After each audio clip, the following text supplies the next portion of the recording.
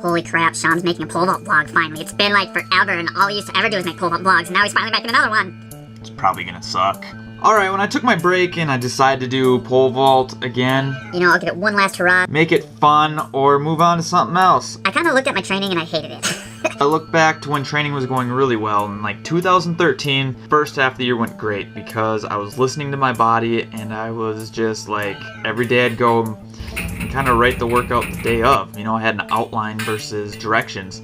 But then I got burnt out by the end of the year because I was doing too much. I had to do more and I stopped listening to my body. And then last year in 2014, I felt really good at the end of the year because I had a structured plan and things were in a better order. So then I thought, if I'm going to do this again, how do I combine the two? How do I do it?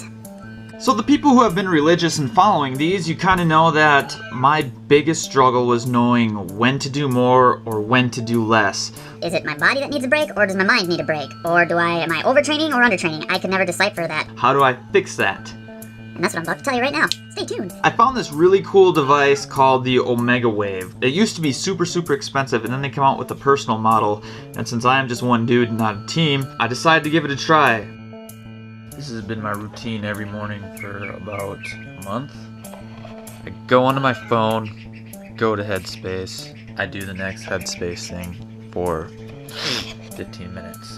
And as you can see, I'm not lying to you. I've done 27 hours of it, 110 sessions, and I average 15 minutes. So that's Headspace. And then after this, I immediately go and test with the Omega Wave thing. Oh, and I've been weighing myself every morning and then keeping track of it. Because I'm a data jerk and I like to see what the data is. What it does is it measures your metabolic system, it measures your CNS system, and it measures your cardiovascular system. You pretty much test every morning, and then you have the option of doing it before or after a workout. And then you make decisions based on where your body is. Training could say, let's do 50 100s at 100%. And you know, you might feel good last week, but this week you're like, I feel like absolute garbage. Measure. Now it's going to search for the electrodes, and they found it. So then from there, it says it's ready to go. Pretty much lay down, don't move, and then press go. And then the device kind of tells you what it does. So I started using that right when I started training again, and I thought, this is what I'm going to do. We'll see how it works. Alright, so I'm done. So I'm down in speed and power, strength and skill, but my endurance is ready to roll. So good thing it's recovery day, so try and get those back up to green for tomorrow. Yep, down just a bit, so it's starting to make sense. So that's Omega Wave. Then I take this crap off and go eat. Pretty much is what I've done with my training now, is I've written the training like I always do. And instead of looking at it like I have to do everything on the sheet, I use it as an outline. Every morning I test with the Omega Wave, and that's kind of like the data that tells me what to listen to. Is it my brain that's feeling tired or my body, or do I feel really good? So I look at what I have, I look at what the Omega Wave said, and if it said you're not fully recovered, I don't do everything on the page. I cut it back, and if it says, if everything's in green and says go, get after it, you're ready to rock and roll, then I get after it as hard as I can. That's what I've been doing. Over time, you kind of see different trends. So you can see it day to day, week to week, month to month, and I would guess if you do it long enough, year to year would start to make a lot of sense.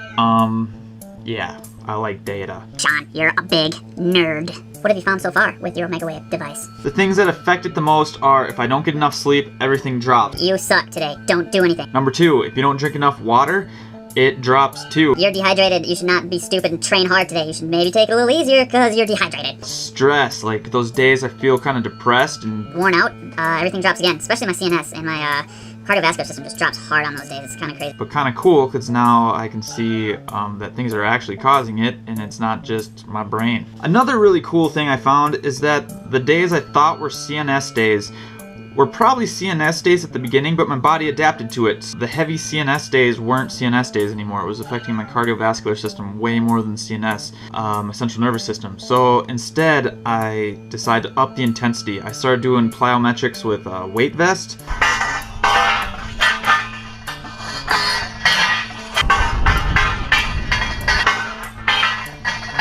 Doing like hurdle hops with the weight vest. 39. So like one of the days this week, I did a stair workout. So snowing outside, can you believe it's still snowing? And I did it with the high school kids.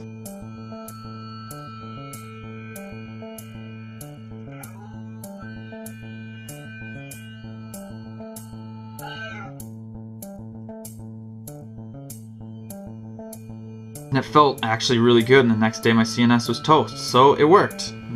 It's kind of crazy, but it's been pretty cool actually. So 20-pound weight vest has helped me learn how to adapt better. I also found out my rest days, or my recovery days, weren't recovery days. I wasn't really recovering. I think I was just doing them too hard. Like you're throwing a med ball too hard, or you got like body weight squats, and I just get after them because that's how I always grew up and trained.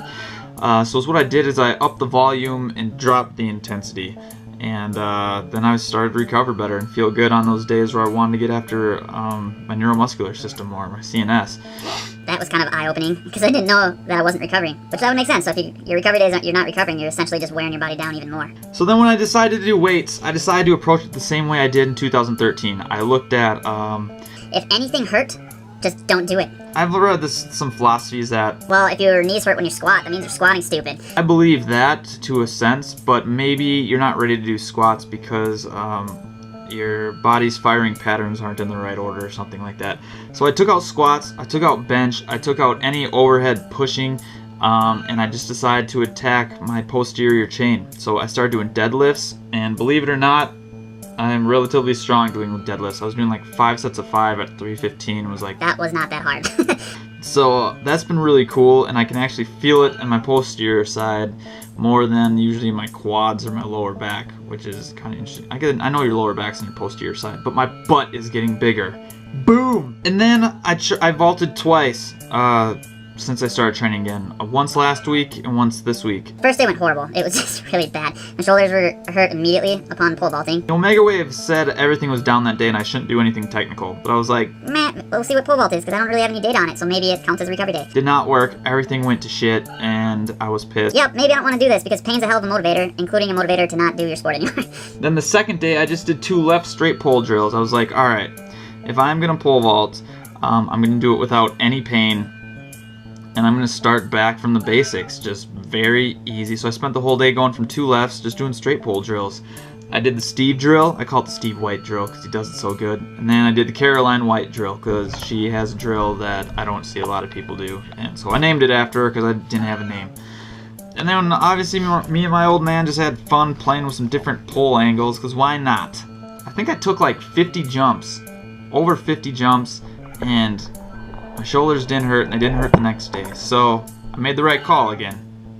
It's kind of working. Pretty neat. But Shawn, how's training really going? Like, is it working? To be honest, I feel better than I felt all year, and I'm starting to feel like I did last year. According to the Freelap system, the little measuring the timing device I have, I'm faster than I have been all year. And I feel more powerful too. It's amazing. It's probably a combination of my brain starting to be into a better spot, and I'm actually adapting things. Proper training and resting protocols. I like kind of pushing the envelope of what I know and learning more. So that's been really fun too. It's just kind of like, let's see what happens if I do this. Let's see what happens if I train on dates as not to train. Let's see what happens if I do a recovery day like this, which I used to think was not a recovery day, and now I found out it is. Who knows? If it helps my vaulting, great. I know it's making me faster and jump higher, but I guess the real test is to see if I end up vaulting well because of it. So stay tuned. We'll see.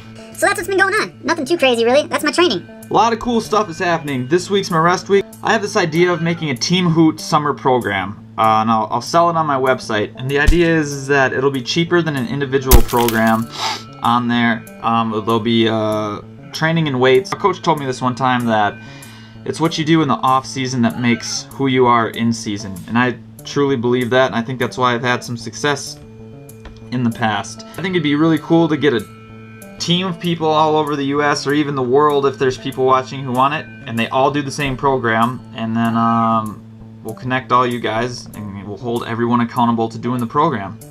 We'll see what happens. We'll see how much you guys improve. So let me know if you guys are interested in that, because I think it's a cool idea. So I'll try and get that done this week and put it on the website. I've also been trying to update Team Hoot. I think it's kind of cool. I've added a couple books, and I'm going to try and add a bunch of movies this week, because I gotta give you guys some movies to watch, because movies are awesome. If you guys do want individual training plans that are unique to your needs, they're on the website too. I know I'm starting to get some of those in. Last but not least, I'm doing a camp in Pittsburgh this weekend. Well, I'm flying into Pittsburgh. It'll be really cool. I'm kind of excited about that. It's gonna be all weekend. If you guys are interested, or if there's anyone who watches these who are curious about it, contact Melissa White. Okay, I'll see you next week. I'll try and get some of those book a question things out there.